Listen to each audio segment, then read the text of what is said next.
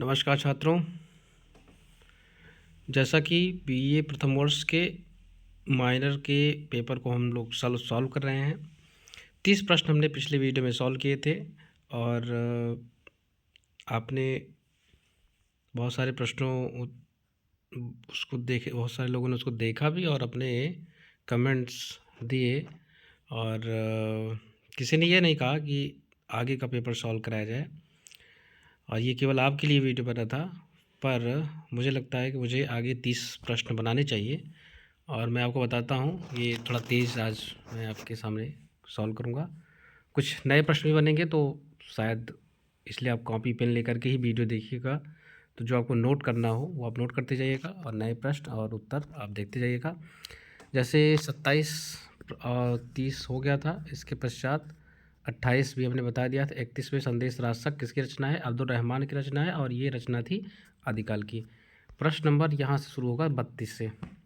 32 में पृथ्वीराज रासो का अंतिम खंड किस रचनाकार ने पूर्ण किया? वैसे सीधा सा उत्तर इसका है जल्लड़ ने किया। जल्लड़ कौन है? ये हैं चंद्रबरदाई के बेटे। ठीक है, चंद्रबरदाई जब पृथ्वीराज चौहान के पास जाते हैं तो अपनी पुस्तक जो है उसका जितना भी लिखा हुआ होता है उसका भाग जल्लड़ को दे देते हैं और वो चले जाते हैं। तो इसके लिए बहुत अच्छी लाइन है, तो किताब में आपके दिया भी है। तो चलिए उत्तर हो गया। इसके बाद चलते हैं, दुल्हिन गावो मंगलचार्य किस काव्य रूप से संबंधित है? यानी किस काव्य का कैसा स्वरूप है? यानी कि साखी है, शबद है, रामायणी है। तो शबद ही है, शबद यानी पद है, पद में ये है दुल्हिन गावो मंगलचार्य ये है। और भावात्मक रहस्यवाद है इसमें, जो कि मिलता नहीं है उसमें, जो कि संतों में नहीं मिलता है, ये तो याद रखिएगा। निम्नलिखित में से कौन सी प्रवृत्ति संत साहित्य से संबंधित नहीं है? देखिए, नाम स्मरण इनके यहाँ होता है, पाखंडों जो भी वाह आडंबर होता है उसका विरोध करते हैं, गुरु की महिमा इनके यहाँ गुरु गोविंद दो घोड़े, ऐसी बहुत सारी लाइनें आपको मिलेंगी। तो ये सब होता है, लेकिन अस्तित्ववाद यहाँ पर नहीं होता, ये गलत है।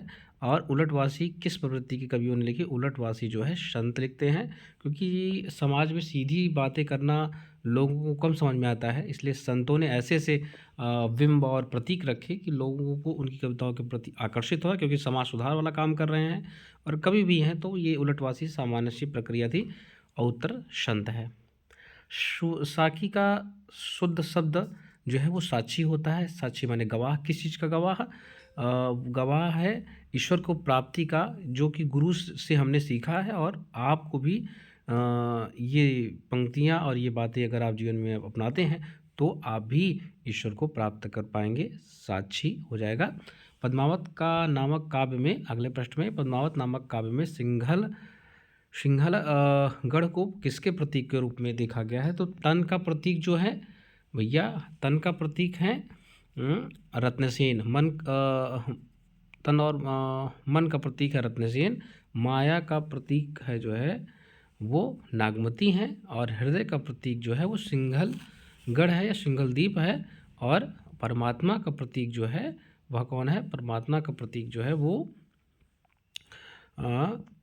पद्मावती हैं। ये याद रखिएगा। पेपर में जैसे भी 3 पूछा है तो कुछ और भी पूछ सकता है, तो उसको भी आप देख लीजिएगा। जैसे हीरा मन तोता है तो वो गुरु का काम करता है। अलाउद्दीन खिलजी हैं, वो शैतान का काम करते हैं। तो ऐसे ही प्रतीक आप याद रखिएगा, काम देगा आपको।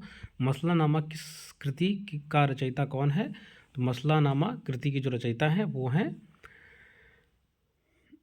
विद्यापति भी नहीं है, जैसे उत्तर इसमें है। जगनिक भी नहीं है, जगनिक का है परमाल दास। विद्यापति का कीर्तिलता, कीर्तिलता का और पदावली है। जायसी का है जायसी और कुदबन, कुदबन का है मृगावती।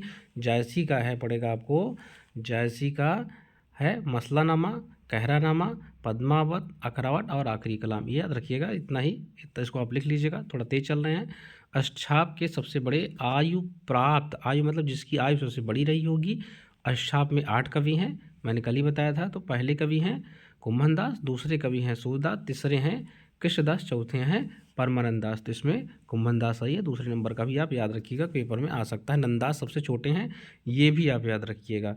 नंददास छोटे कवि हैं, और इसमें से सूरदास, कुम्भन दास, कृष्णदास, परमानंद दास ये वल्लभाचार्य के शिष्य हैं। बाकी जो बचे हैं वो विट्ठलनाथ के शिष्य हैं, ये भी आप याद रखिएगा। मसनवी शैली में कौन सा प्रेमाख्यानक काव्य रचित नहीं है? ईश्वर दास सत्यकथी कथा जो है मसनवी शैली यानी मसनवी में, जिसमें देवता की पूजा होती है, मतलब ये अपने अल्लाह की पूजा की जाती है और साथ में पूजा की जाती है गुरु की, ठीक है, ये सब चीज़ें। और एक तीसरा जो स्वरूप है वो है वर्तमान में जो शहंशाह होगा उसकी भी इबादत की जाएगी, उसके बारे में भी काव्य रचना में लिखा जाएगा।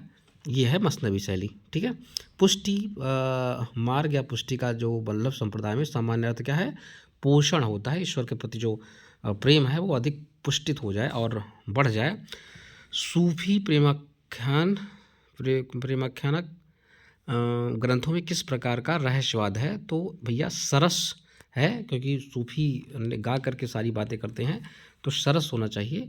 और अगला प्रश्न है, अविगत गति कछु कहत नावे, जो गूंगे मीठे फल को रस अंतर्गत ही भावे।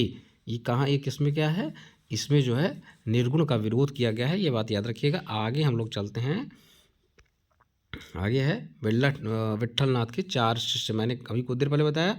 तो विट्ठलनाथ में जब आप पहुँचेंगे तो इसमें देखेंगे नंददास, गोविंद स्वामी, छीत स्वामी और चतुर्भुज दास। हाँ ठीक है, सी वाला सही है, एकदम सही है। और इसके बाद संतन को कहाँ? सीकरी सुकाम।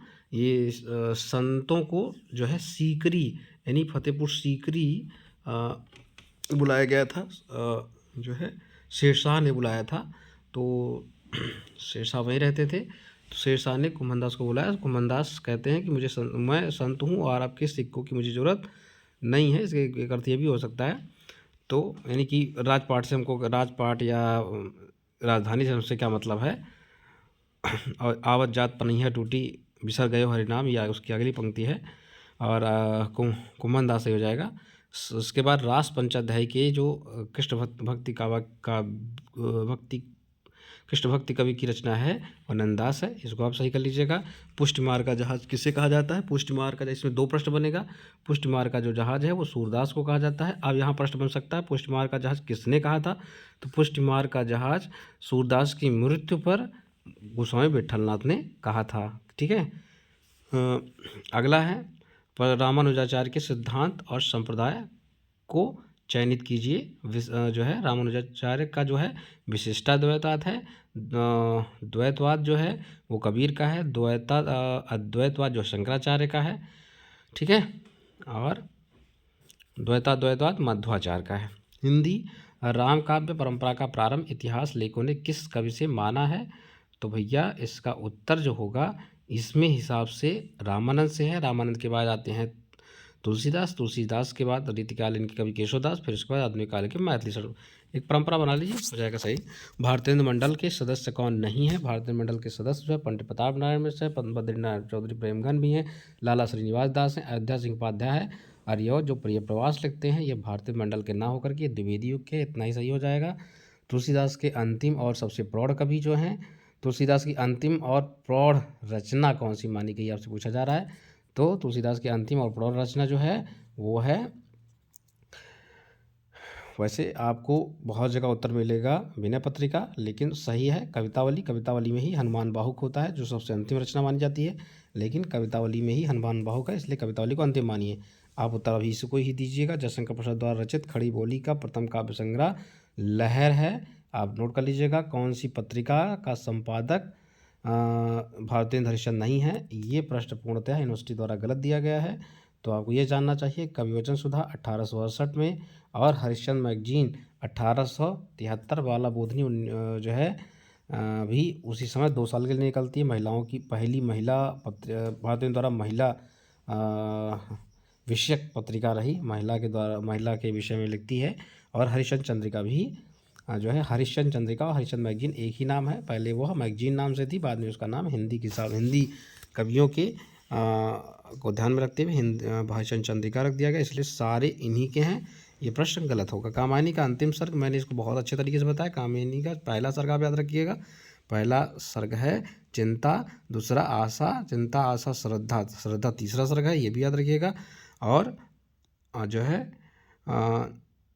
काम, वासना, लज्जा। ईड़ा शायद 9 या 10वां सर्ग है, एक बार चेक कर लीजिएगा आप लोग। और आनंद जो है अंतिम सर्ग है, हो गया।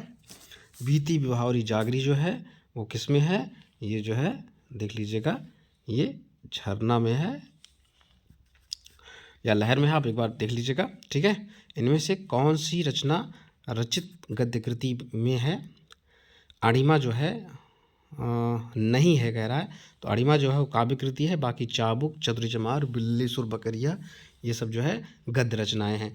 एक प्रश्न है, जूही की कली का प्रकाशन कब हुआ था। जूही की कली का प्रकाशन जो है, ये प्रश्न ही गलत है, लेकिन भाव उसमें दे दिया गया है। जूही उत्तर इसमें जो 1916 है ये तो सही है, लेकिन सही से 1922 में ये प्रकाशित की जाती है, क्योंकि 1916 में जब सरस्वती पत्रिका में दी जाती है तो आचार्य महाप्रसाद द्विवेदी इसे अश्लील कह करके और अत्यधिक छंदमुक्त या इस प्रकार से कहकर इसका विरोध कर देते हैं और नहीं छापते हैं। बाद में 1922 में छपती है, ठीक है, याद रखिएगा। लेकिन उत्तर 1916 अगर यूनिवर्सिटी मानती है तो आपको यही लिखना पड़ेगा।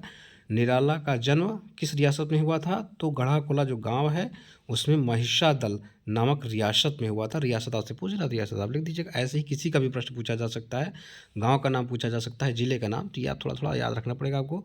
काला काकर में सुमित्रानंद पंत की कुटिया का क्या नाम। काला काकर कहाँ है, प्रतापगढ़ में है। सुमित्रानंद पंत की कुटिया का नाम क्या था, इसका नाम था नक्षत्र लोक, याद रखिएगा, ठीक है। और सुमित्रानंद पंत के एकमात्र उपन्यास का नाम हार है, ये भी याद रखिएगा। बाकी ये काव्य लिखते हैं और ज़्यादातर काव्य के प्रकृति के सुकुमार कवि कहे जाते हैं, ये भी आप नोट करिएगा। महादेव वर्मा का पद्म भूषण पुरस्कार कब दिया गया था, 1956 में दिया गया था, ये भी आप याद रखिएगा। मृत्यु उपरांत इनको पद्म विभूषण भी मिला है।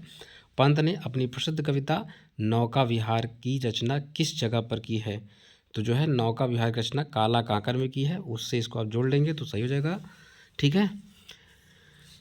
और अगला प्रश्न है, महादेव वर्मा की प्रथम काव्य कृति का नाम, तो जो है ये प्रश्न मैं आपके लिए छोड़ दे रहा हूँ, आप इसको कर लीजिएगा। आज इतना ही वीडियो, आगे का जो प्रश्न बचा है वो कल मैं समाप्त कर दूंगा। अगर आपको चाहिए तो आप मैसेज कमेंट करिए, अगर समझ में आ रहा है, अच्छा लग रहा है तो उसके लिए भी आप कमेंट करिए, ठीक है। और आप भी सब्सक्राइब कर लीजिए, और आपके घर में या कोई भी और दोस्त है उसको भी शेयर करिए। नमस्कार।